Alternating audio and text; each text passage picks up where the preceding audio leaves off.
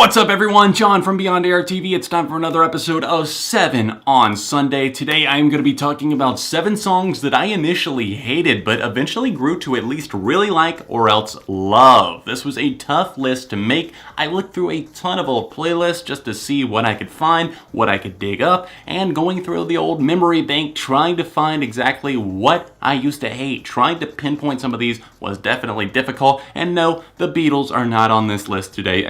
I happen to be wearing the shirt. Don't get worried. So be sure to leave a like on this video. Let me know other suggestions for future episodes of 7 on Sunday that you would like to see. Upvote the ones that you like the most. And other than that, let's get right into the countdown. This should be a fun one for songs that I used to hate, but now have totally done a 180 on. Well, I think I'm gonna burn it away. Everybody burn the house right down. They say what I wanna say. Tell me I'm an angel. Take this to my grave. House of Wolves is off of the Black Parade, one of my favorite albums of all time, so I know that you did not expect to see this one here, but here we are talking about My Chemical Romance. I love this band, I love this album, but I did not used to love this song. It kind of scared me as a kid. This came out whenever I was like 14 years old, and I didn't like it because Gerard Way, the vocalist for this band, is so manic on this one with his screams and his shouts. His presence on this one is just so charismatic. He's so into character at this point that it was just like, I don't know, freaking me out a little bit as a kid. But now listening to it, I totally really respect what's going on here. I love the tenacity and the volume that this track is at. It's at the energy level of like 110%. While some of the songs don't need to be there, this one definitely did. And it's a turning point in the record for sure. I love the concept behind it. It definitely obviously ties into the story of the patient that's going on in the Black Parade. And I love the song for that. But initially, I found it off-putting. It was the one that I always skipped whenever I would play it on my CD player in the car, and now it's one of the ones that I come back to more and more, especially as I get older. Work it harder, make it better. Do it faster, makes us stronger. More than ever, hour after hour. Work is never over. Work it harder. In my sophomore year of high school, I became friends with someone who had just moved from Miami to move to North Carolina where I lived. He started going to my high school and he was really into Daft Punk. One of the first songs that I ever heard was Harder, Faster, Better, Stronger, that, Robot Rock, and a couple of their other big hits like Around the World. And I initially saw their image and I heard their music and I was like, what the hell is this crap? I don't like this at all. I did not like electronic music much at all at that time. I was a bit closed-minded towards it, and then I later heard it sampled. I obviously heard the Kanye West song Stronger, and I was like, wait a minute. I did the math in my head. I'm like that meme with all of the puzzle equations going on, and I was like, I have a revelation. A light bulb went off in my head, and I saw that it was a sample being used, and not that I knew what sampling was at the time, but obviously at this point I do, and later obviously Daft Punk and Kanye worked together again on his album Yeezus, and they made some cool stuff together, and they've been cool with each other. Obviously Kanye sampled that, and I think that that's what brought me back to Daft Punk. Initially I thought, electronic music, weird robot-styled vocoded vocals, I don't like it, run. As the years went on, I started hearing more and more about Daft Punk, and I was like, you know what?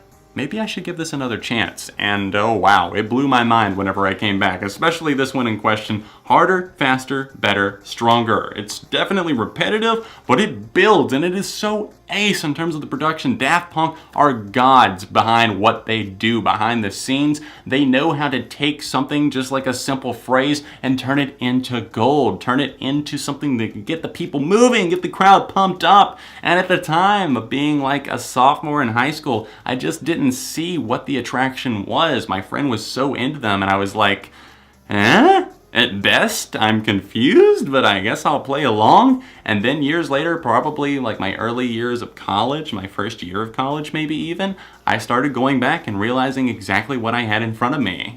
Don't you open up that window. Don't you let out that antidote. Popping pills is all we know. Inhales is all we know.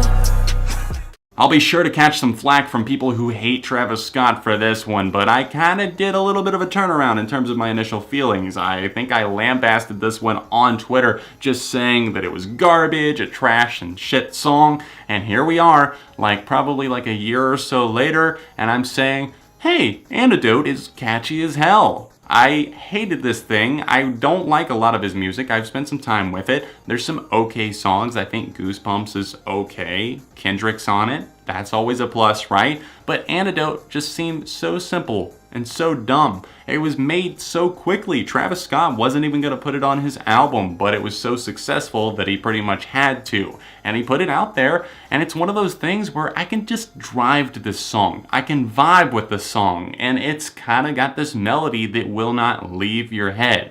Don't you open up that window. Don't you let out that antidote. Don't let the weed out of the car, the cloud that we're driving around in. That's basically what this song is all about. Hotboxing, apparently. Maybe there's a little bit more to it, but that's what, you get the general impression of. And it's one of those simple, stupid songs that you can have a good time to. It's got a nice bass groove to it. I like as those hi-hats start to roll on the track. And the vocal melody, although kind of auto-tuned to hell, is kind of undeniable. When you see my face, hope it gives you hell, hope it gives you hell.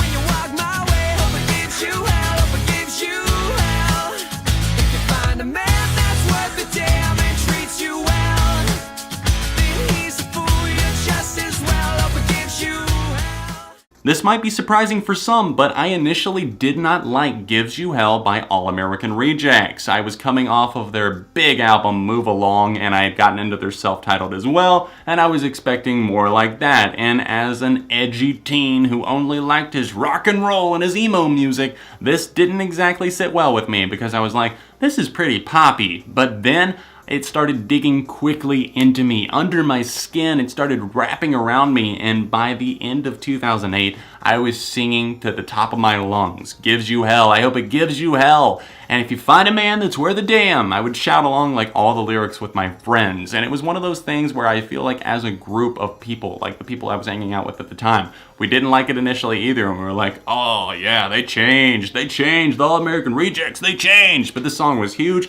it was everywhere, we started hearing it, and then we started blasting it because I realized this was such a smart song actually in and of itself. It's so petty, it's revenge filled, and it's like one of those things where you're going through a breakup or something like that, and it's got these peppy guitars and keys to it. It's a spry song, but it's quirky, it's unique, and it's different, and it doesn't sound like anything else that I have ever heard, and I have to give it to Tyson Ritter and the crew for making a song like this. It stands out from not only their own discography, but really just music in general.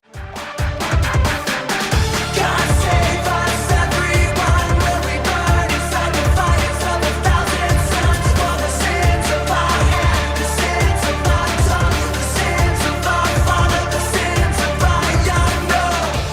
You better be glad I didn't have a Twitter account in 2010 because I would have gone on a 30-tweet rant about how much I hated the Catalyst whenever it came out. I was like, oh, they sold out Linkin Park, I hate them, why could they do this to me? They stabbed me in the heart, my emo kid days, they're gone, they're down the drain. And then, like, as I grew up, and then I had a roommate that was like really into it, and like some people that were just pushing me to give it more chances, not just this song, but the whole album 1,000 Suns. I was like, you know what? Okay, I can see that point. Okay, let me try with an open mind. Oh my god, I unlocked everything. The Catalyst is the pinnacle of 1,000 Suns, and maybe I just didn't get it because I only heard it as the lead single initially. I would hear it on some of the radio stations, alternative radio stations were picking it up. It, I think, hit 27 on the Billboard Hot 100, and it was kind of a successful single, but it wasn't until I really started enjoying the album years later that I loved this song. Obviously, if you've listened to 1,000 Suns, you know that it is a concept record of sorts. It's talking about kind of the fallout of the world, maybe like nuclear explosions and erosion and the fallout as a result of that, kind of like an apocalypse type thing, and very, very political in and of itself.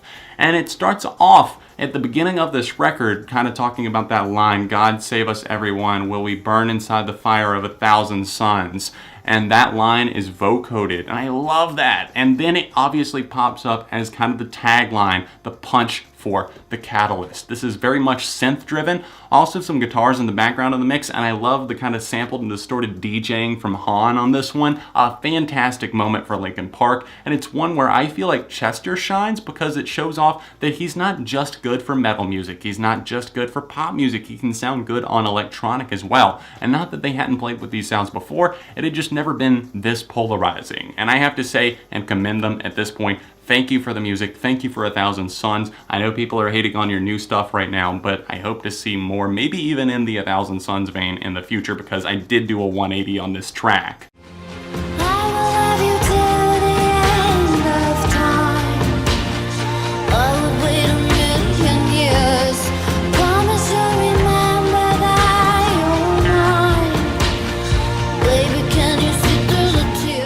Lana Del Rey really broke onto the scene in 2001, initially known by her actual name Lizzie Grant, I believe that is. I don't have that in front of me, but I just pulled that out of my head and I hope I'm right. She was starting to get a lot of traction. Born to Die as an album was a smashing success. It even got a Paradise edition with more songs on it because people just wanted more and more and more from Lana Del Rey. It was all critics and fans were talking about. I had a roommate that was super into Born to Die, and I kept hearing like songs playing from his room, and I was curious, and I like hated some of them, like Diet Mountain Dew, and then I started loving others like Summertime Sadness. But Blue Jeans is the one that I really just kind of changed my opinion on. I initially thought, oh, this is too dramatic, this is trying way too hard to be dark and vintage and everything like that, so hipster, not for me. And then I like threw off my hipster glasses and looked at it from a real point of view, and then I saw this is actually a damn good song, and probably still my favorite from Lana Del Rey.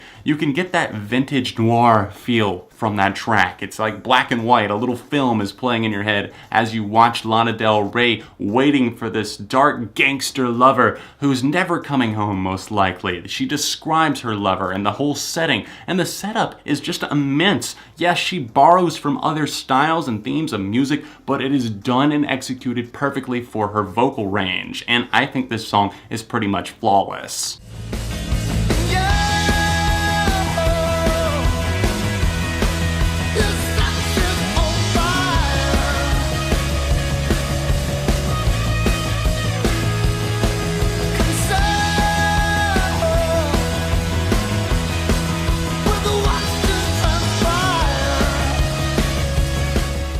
Oh, naive young John, you used to hate this song just because it was called Sex on Fire. I remember I had just gotten cable TV back at my house. I was like 16 years old, and the Sex on Fire by Kings of Leon music video was in constant rotation on Fuse. That was like my bread and butter, going to Fuse. And Fuse had changed a lot between the time I had cable last in 2006 until my family could afford it again in like 2008, 2009. And this song was in constant rotation on that channel whenever I came back. It was all over radio, and I was like, this is the dumbest song ever. Sex is on fire, and he's just like wailing with his voice. Like, please make it stop. I cannot take any more. I don't want to hear more from Kings of Leon. But then I heard Use Somebody, thought it was okay, and then I really loved the single Notion, which did reach #1 on the alternative songs chart, and I still think it's one of their best damn songs. Hearing those and loving those made me go back and give Sex on Fire a proper chance, because I had never heard the full song before. I was just hating it without a cause,